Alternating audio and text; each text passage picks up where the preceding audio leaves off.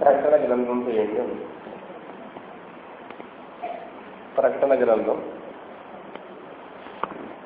2వ అధ్యాయం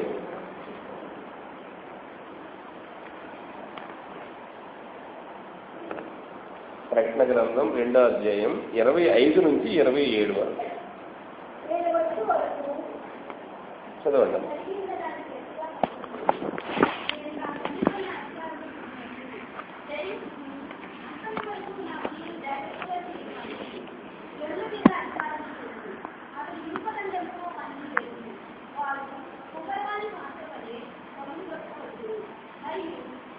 సరిపడ్డా. నేను వచ్చు వరకు నీకు కలిగి ఉన్న దానిని గట్టిగా పట్టుకొనుడి. నేను నా తండ్రి వలన అధికారం పొందినట్టు జయించుచు అంతము వరకు నా క్రియలు జాగ్రత్తగా చేయువానికి జనుల మీద అధికారము ఇచ్చెదను. అతడు ఇనుప దండముతో వానిని ఏలును. వారు కుమ్మరవాని పాత్ర వలె పగలగొట్టబడుతుంది. ఇదే గ్రంథం ప్రకటన గ్రంథంలోనే 22వ అధ్యాయం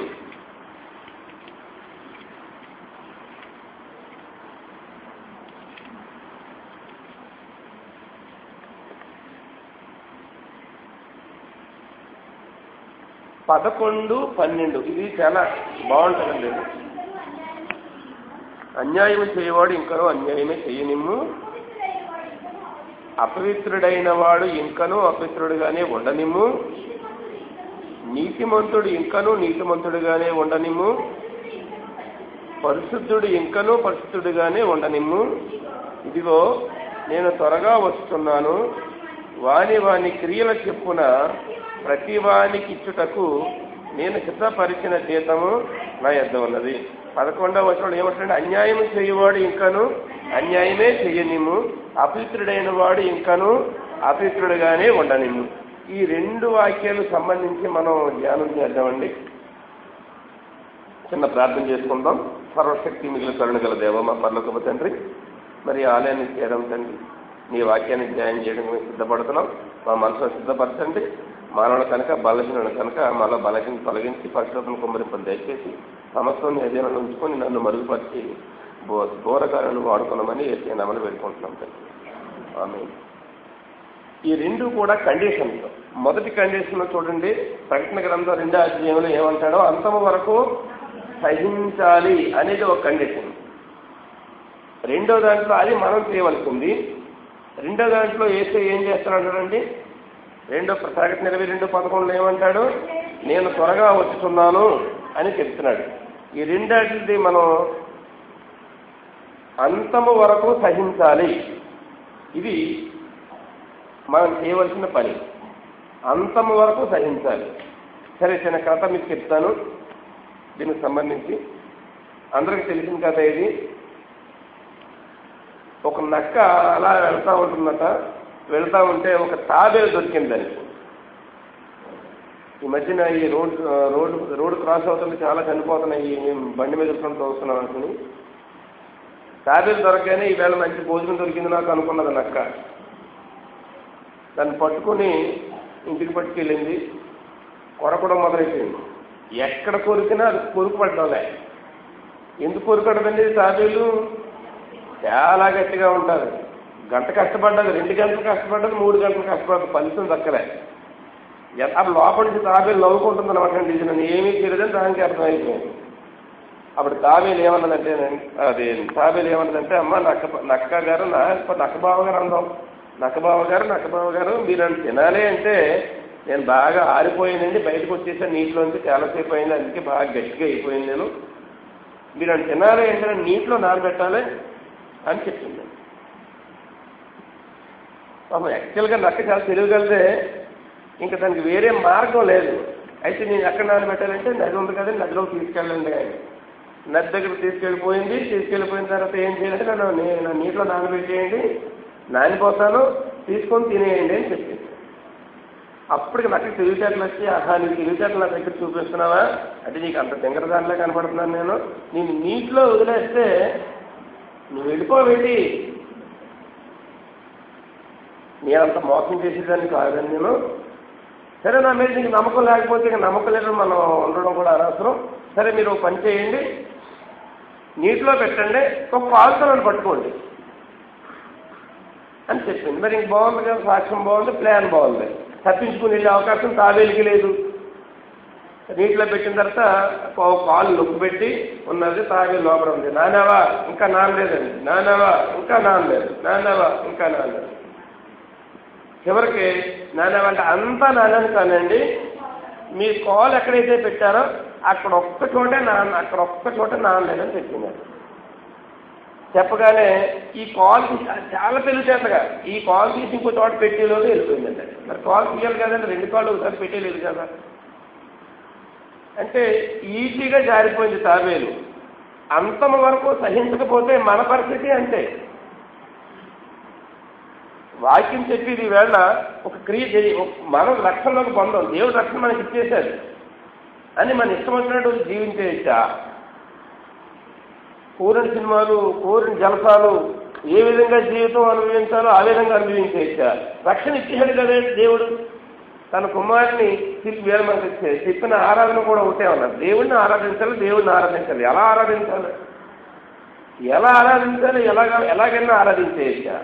రక్షణ మనకి ఇచ్చేశాడు కనుక మనం ఏ పనైనా చేసుకోవచ్చా? ఈ తాబేలు నక్క కథలో మనకి కాలు తీయగానే తాబేలు ఏ విధంగా వెళ్ళిపోయిందో మన నుంచి రక్షణ అంత త్వరగా వెళ్ళిపోతాం మనం మారకపోతే. ఈవేళ చదువుకున్న వాక్యం కూడా అంతము వరకు సహించాలంటే ఇంకా కండిషన్, తిరగలేని కండిషన్. లాస్ట్ వరకు నానిందా నాన్నగారు కాల్ తీసేయడం కాదు, లాస్ట్ వరకు ఉంచవలసిందే. ఏమంటాడు 22వ అధ్యాయం యోహాను గారు ఏం రాశాడు? 25వ అధ్యాయం ఏం రాశాడు చూడండి ఒకసారి. ప్రకటన గ్రంథం 2వ అధ్యాయం 25వ వచనంలో ఏమంటాడు? నేను వచ్చే వరకు మీకు కలిగి ఉన్న దానిని గట్టిగా పట్టుకునడి, నేను నా తండ్రి వద్ద అధికారం పొందినట్టు జయించు అంతము వరకు నా క్రియలు జాగ్రత్తగా చేయడానికి జనుడి మీద అధికారం. ఇక్కడ మనకి ఏ బహుమతి ఇస్తాడో కూడా చెబుతున్నాడు. అంతము వరకు మనం దాన్ని కలిగి ఉండాలి. మనం రక్షణ పొందాలంటే మనకు కొన్ని రూల్స్ పెట్టాడు దేవుడు. అంతవరకు దాన్ని కలిగి ఉంటేనే మనం పొందగలుగుతాం. మన బైబిల్లో కొన్ని విషయాలు మీకు దీనికి సంబంధించి రిలేటెడ్గా చెప్తాం. ఆశీర్వాదం మనం పొందాలి అంటే మన విశ్వాస ప్రయత్నం కూడా ఉండాలి. దేవుని ఆశీర్వాదం మనం పొందాలంటే మన ఏ ప్రయత్నం లేకుండా మనకు రాదు. నమ్మి బాప్తిసం పొందినవాడు ఇంకా నమ్మకం లేకుండా రక్షణ వచ్చేస్తే అది రక్షణ కాదండి. కనుక దేవుడు కండిషన్ పెట్టినాడు చూడండి ఒకసారి. నమ్మి బాప్తిసం పొందినవాడు మాత్రమే రక్షించబడతాడు. ఈ వాక్యానికి సంబంధించి మత్తయి సువార్త 17వ అధ్యాయం 27లోని ఒక ఆశీర్వాదం పొందాలంటే ఒక పని చెయ్యాలి. చదవండి అమ్మా. 17వ అధ్యాయం 27వ వచనంలో దీనికి సంబంధించి డబ్బు గురించి సంబంధించి ట్యాక్స్ సంబంధించి ఒక ఉదాహరణ చెప్తాడు ఆయన. అభ్యంతరం కలగకుండా ఉండాలి అంటే సముద్రానికి వెళ్ళి గాలం వేసి మొదట పైకి వచ్చి చేపలను పట్టుకోవాలి. దాని నోరు తెరిస్తే దాంట్లో ఒక షెకేల్ ఉంటుంది. దాన్ని తీసుకొని నా కొరకు నీ కొరకును వారికి ఇమ్మని. ఇక్కడ చూడండి, యేసయ్య ఈ లోకానికి వ్యతిరేకంగా ఉండదలుచుకోలేదు. ఈ లోకాచారాలు ఏ విధంగా పద్ధతులు ఉన్నాయి, గవర్నమెంట్ రూల్స్ ఏ విధంగా ఉన్నాయి, ట్యాక్స్ ఎలా కట్టాలో అలా కట్టమని చెప్తున్నాడు ఆయన. వీళ్ళిద్దరూ తిరుగుతున్నారు. పేతురు యేసుక్రీస్తు మిగులు శిష్యులు తిరుగుతూ ఉంటే ట్యాక్సులు వసూలు చేసే వాళ్ళు వచ్చి అడుగుతున్నారు. నిజంగా నాకు మనం గణపతి నవరాత్రుల దగ్గర చూస్తూ ఉంటే ఎవరి వ్యాపారం ఆడితే అనిపించింది. దేవుచౌక్ నెక్స్ట్ డే గణపతి నవరాత్రులు దేవుచౌక్ దగ్గర, ఆ రాజమండ్రి దేవుచౌక్ దగ్గర ఆ చివరి వరకు మనం మండపేట కూడా అంతే అనుకోండి. పత్తుల దగ్గర నుంచి, పళ్ళు దగ్గర నుంచి, రకరకాల బొమ్మల దగ్గర నుంచి ఇన్ని రకాలు అమ్ముతున్నారంటే చాలాసేపు అప్పుడు దేవుడు మనకు పేతురు గ్రంథంలో ఏమంటాడండి, ఎందుకు ఇంకా అంటే వీళ్ళందరి గురించి ఆగాడు దేవుడు. ఇంకా వేడు వ్యాపారం వేడు చేసుకుంటారు, దేవుడి బొమ్మ బేరమాడేసుకుంటున్నారండి. ఆడవాళ్ళు బుక్కుని కొనేయడం లేదు. ఇది ఎంతకి ఇష్టం ఎట్లన్నా వచ్చింది. కొన్ని రకరకాల సైజులు పెట్టాడు బొమ్మలు. వెళ్ళంటే ఒక రేటు చెప్తున్నాడు, రేటు దేవుడు కదండి అంటే నేనైతే కొనేస్తానేమో.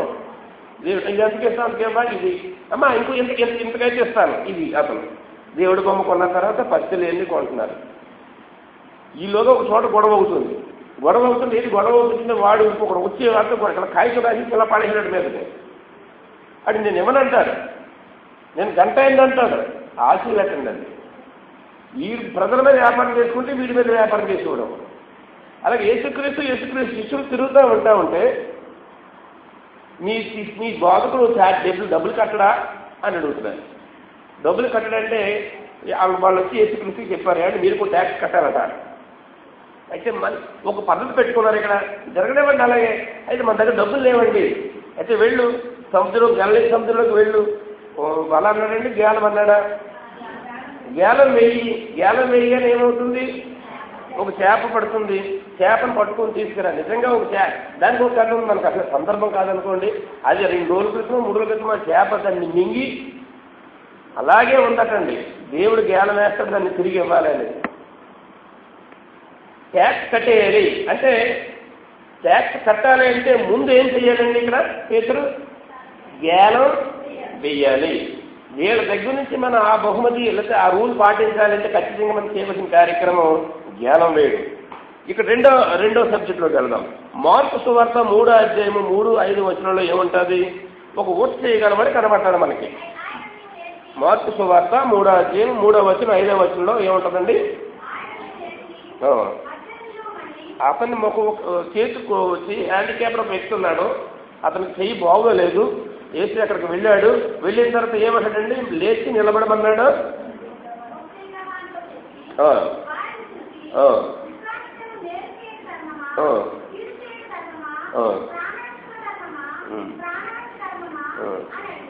మొత్తం చెప్పండి. వాళ్ళెవ్వరూ మాట్లాడరండి. మంచి ప్రశ్న వేసాడు ఆయన. ఒక ఓట్ చేయగలవాడు ఉన్నాడు. మోషే ఇచ్చిన ధర్మశాస్త్రం ప్రకారం ఆదివారం సబ్బాత జనాన్ని ఏ పని చేయకూడదు, అది ఒక్కటే పట్టుకుంటున్నాడు ఆయన. వాళ్ళందరూ అదే పట్టుకొని మంచి పని చేయడం మానేశారు. అందుకే ఏమంటాడంటే ఆదివారంలో మంచి పని చేయడం తప్ప, అసలు ఆదివారం అంటే సబ్బాత్ జనాన్ని మంచి పని చేయడం తప్ప కాదా 10 సార్లు అడిగినప్పటికీ ఒక్కళ్ళన్నా మాట్లాడారండి? మాట్లాడలేదు. అప్పుడు నెక్స్ట్ ఏమంటాడు ఆయన? మనసులో బాధపడ్డాడు ఆయన. చెప్పండి. కోపంతో నీ చెయ్యి ఈ ఓట చేయగలవాడి చెయ్యి మళ్ళీ బాగుపడాలి అంటే ఆ ఓట చేయగలవాడు చేయవలసిన పని ఏంటి? ముందుగా చెయ్యి చాపాలి. నాది ఓటు నేను చాపలేను అనుకుంటే స్వస్థత రాదు. మన రక్షణ దేవుడు మనకి ఇచ్చాడంటే అంతవరకు దాన్ని పట్టుకొని ఉంటేనే మన చివరికి పరలోక రాజ్యానికి వెళ్ళగలుగుతాం. అక్కడ మనం తీర్పు నుంచి తప్పించుకోగలుగుతాం. దేవుడు ఒకసారి మనం బాప్తిస్మం పొందేసాం, ఆలయానికి ఒకసారి వచ్చేసాం, దేవుడిని నమ్మేసామంటే అది మాత్రం ఫైనల్ కాదు. ఈ వచ్చేయగలవాడి చెయ్యి పూర్తిగా బాగా అవ్వాలంటే, రెండో చేయలేక బాగా రావాలి అంటే ముందుగా అతను చేయవలసిన పని ఏంటి? చెయ్యి చాపడం. చెయ్యి చాపగలిగితేనే ఈ ఆశీర్వాదం మనం పొందగలుగుతాం. 3వ అంశం చూసుకుందాం. లూకా సువార్త 5వ అధ్యాయం 4వ వచనంలోని చేపలు పట్టాలంటే చాలాసేపు పట్టాలి, దొరకలేదు. చదవండి అమ్మా. లూకా సువార్త 5:4 ఏముంటుంది? ఆయన బోధించుట చాలించిన తరువాత దోణెను లోతునకు నడిపించి చేపలు పట్టుండని వేయడని చెప్పాను. ఇక్కడ చేపలు దొరకలేదు అంతసేపు. అది సముద్రం, గలిలయ సముద్రం. ఇప్పుడు పట్టినా చేపలు ఎప్పుడు దొరికేవి, దొరకలేదు వాళ్ళకి. అప్పుడు ఏమంటున్నాడు? చేపలు దొరకాలి మనకి అంటే దోణి ఎక్కడికి వెళ్ళాలి? లోతుకు వెళ్ళాలి. అంతేగాని మీరు దేవుడు చేపలు దొరికేయాలి ఈ కండిషన్ కాదు. దేవుడు ఏమన్నాడు? మనకి చేపలు దొరకాలి అంటే దోణిని లోపలికి తరలించండి. Condition, this is the condition. ఈ పని చేస్తేనే ఆ పని మనకు వస్తుంది. మనకు చేపలు కావాలి అంటే చేయవలసిన పని శిష్యులు ముందుగా ఈ దోణెను లోతుకు తీసుకువెళ్ళాలి, వలలు వేయాలి, అప్పుడు చేపలు పడతాయి. పడినట్టు మనకు పుష్పంలో ఉంటుంది. అలాగే మనకి ఇదే లూకా సువార్త 5వ అధ్యాయం 24వ వచనంలో ఒక పక్షవాయు గలబడే వ్యక్తి కనబడతాడు. 5వ అధ్యాయం 24వ వచనంలో ఏముంటుందండి? అయితే ఇక్కడ మనకు ఆ కథ తెలిసిందే, ఒక్కసారి ధ్యానం చేద్దాం. ఇరుకైన ఇంట్లో ఉన్నాడు ఆయన, దేవుని ప్రసంగం ఆయన మిరకిల్ చేస్తున్నాడు, అద్భుతాలు చేసి తెలిసిపోయింది అందరికీ అని. గదిలో కూర్చొని ఆయన చేస్తూ ఉంటే లోపలికి రావడం ఒక పక్షవాయు గలవాడిని మనసు మీద తీసుకొచ్చారు. లోపలికి చుట్టూ జనమే. లోపల తీసుకురావడానికి అవకాశం లేని పరిస్థితుల్లో ఏం జరిగింది? అప్పుడు మనకి పైకొప్పు విప్పేసి మంచంతో పాటు క్రింద దింపారు. అప్పుడు నీ పాపములు క్షమించబడ్డాయి అని దేవుడు అంటాడు. చుట్టుపక్కల వాళ్ళందరూ ఏమంటున్నారంటే పాపాలు క్షమించడానికి ఈయన కాదు గారు డిస్కషన్ అంతసేపు డిస్కషన్ చేయడమే జరుగుతుంది అక్కడ. అప్పుడు దేవుడు ఏమంటాడు చూడండి అక్కడ, అయితే పాపములు క్షమించుటకు భూమి మీద మనిషి కుమారునకు అధికారం కలదు. తర్వాత అండి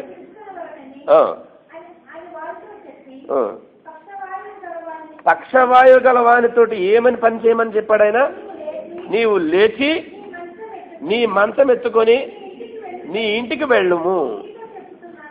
ఇక్కడ పక్షవాయు గలవాడంటేనే పెరాలసిస్ అంటారు కదండి, కథలు బాడీ ఏమి సహకరించదు. ఆ వ్యక్తి ఆ మంచం తీసుకొని ఇంటికి వెళ్ళమని దేవుడు ఆజ్ఞాపిస్తున్నాడు. ఈయనకున్న జబ్బంతా పోవాలి, ఈ పక్షవాయుతనం పోవాలి అంటే ముందు అతనిలోని ఆత్మవిశ్వాసం రావాలి. యేసయ్య నాకు చెప్పిన వెంటనే నాలోని ఈ రక్షణ నాకు స్వస్థత కలుగుతుంది అనే నమ్మకం ఆ వ్యక్తిలో ఉండాలి.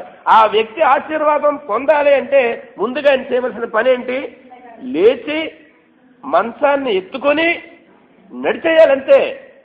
ఇంక దేవుడు మనకి ఆశీర్వాదం మనకి రక్షణ మనకి ఇస్తున్నాడు. గుడ్డిగా దేవుడు నాకు రక్షణ ఇచ్చాడు అని నమ్మగలగాలి మనం.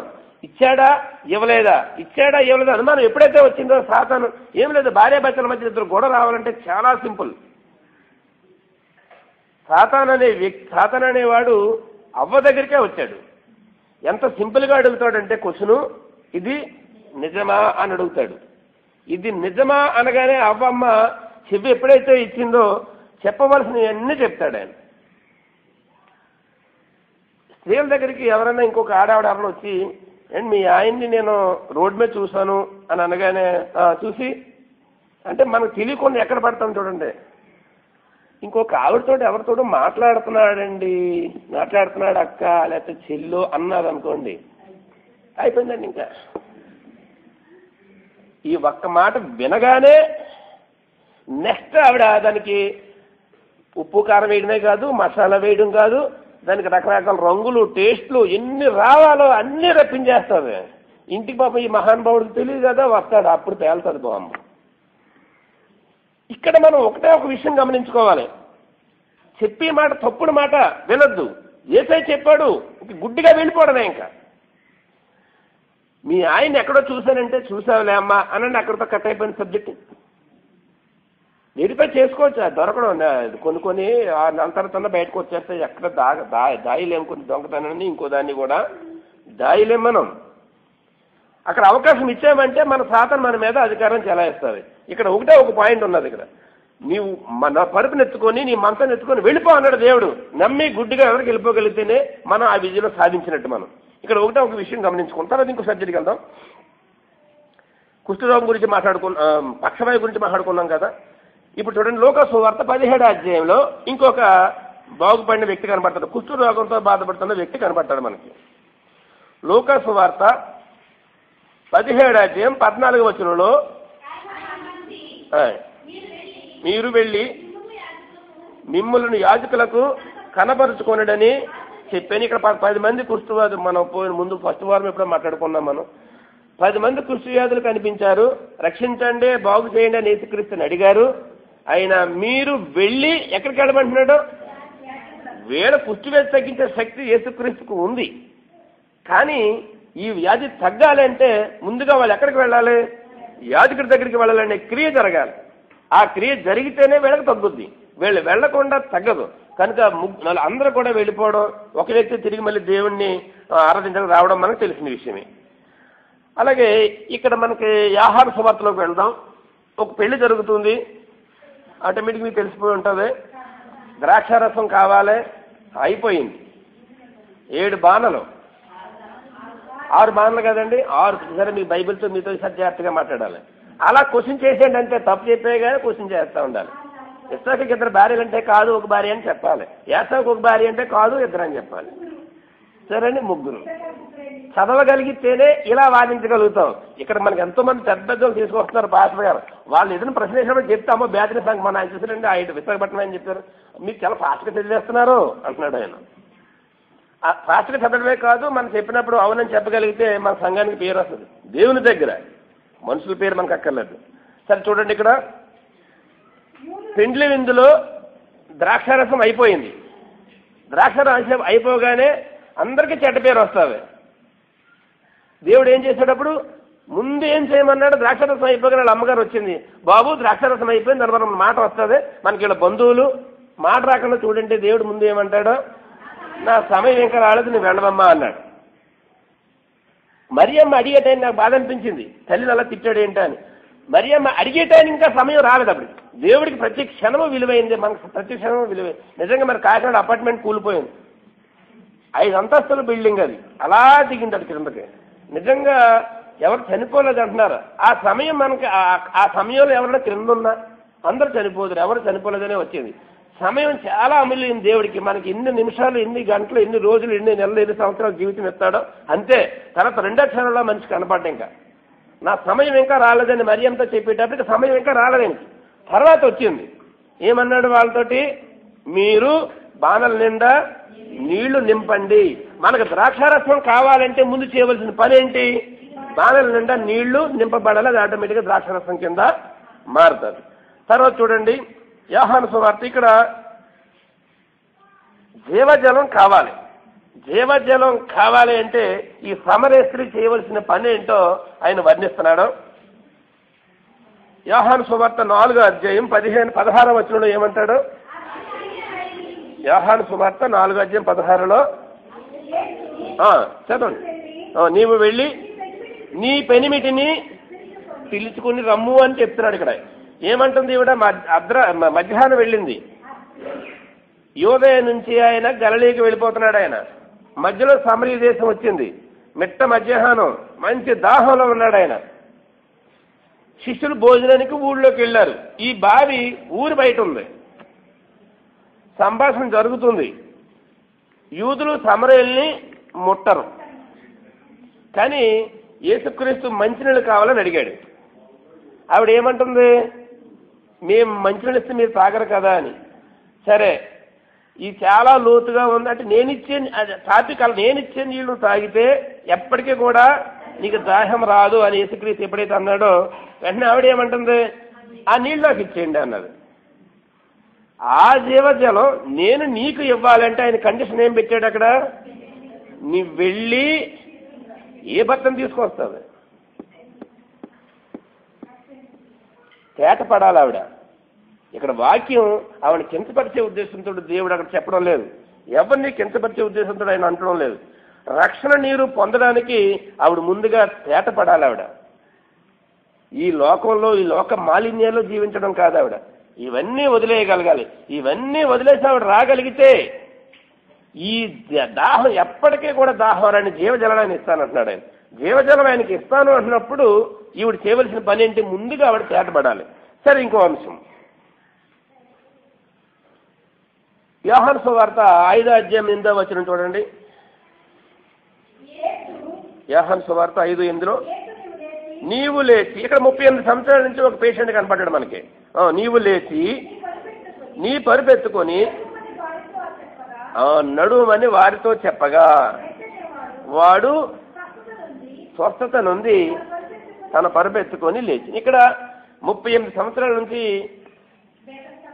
బెతస్దా కోనేరు దగ్గర ఒక వ్యక్తి ఉండిపోయాడు. అక్కడికి యేసయ్య వచ్చాడు. నువ్వు స్వస్థపడగోరుచున్నావా అని అడిగినప్పుడు అతను ఏమన్నా అవును అని చెప్పాడండి? ఏమి చెప్పలేదు. అక్కడ మీరు బైబిల్ చదివితే ఉంటుంది, స్వస్థత అడిగిందని సమాధానం కొన్నిసార్లు చెప్పం మనం. స్వస్థపడగోరుచున్నావా, నన్ను ఎవరు అక్కడ దింపుతా లేదు, ఇక్కడ దింపుతా లేదు, ఇదే ప్రశ్నలు. కనుక అతను స్వస్థపడాలి అనే క్రియ జరగాలి అంటే ముందుగా ఆయన చేయవలసిన పని ఏంటి? ఆ పరుపెత్తుకొని నడవాలి. ఒక స్టూడెంట్ చదువుకుంటున్నాడు గదిలోని, వాళ్ళ నాన్నగారు అడుగుతున్నారు, బాబు బాగా చదువుతున్నావా? చాలా బాగా చదువుతున్నాను డాడీ. రాత్రంతా చదివావా? రాత్రంతా చదివాను డాడీ. ఎక్కువసేపు చదివావా? ఎక్కువసేపు చదివాను డాడీ. మరి మధ్యలో కరెంటు 11 గంటల నుంచి, మనం అప్పుడు కరెంటు పోయింది కదా, మధ్యలో కరెంటు పోయింది కదా, 11 నుంచి 3 గంటల 2 గంటల వరకు ఏం చదివాడు? అరే నేను చదవడంలో కరెంటు పోయినట్టు కూడా గమనించలేదు డాడీ. అంటే ఎంత బాగా చదివేస్తున్నాడో కుర్రాడు చూడండి ఒకసారి. అంటే కరెంటు పోయినట్టు కూడా ఈయన తెలియదటండి, అంటే చీకట్లో కూడా చదివేస్తున్నాడు అనమాట ఆయన. ఇక్కడ దేవుడు చెప్పిన అంత గుడ్డిగా చేయగలగాలి మనం. చివరిగా గుడ్డివాడు ఒక అతను ఉన్నాడు. యోహాను సువార్త 9:7 అతనికి చూపు రావాలంటే దేవుడు కండిషన్ పెట్టాడు.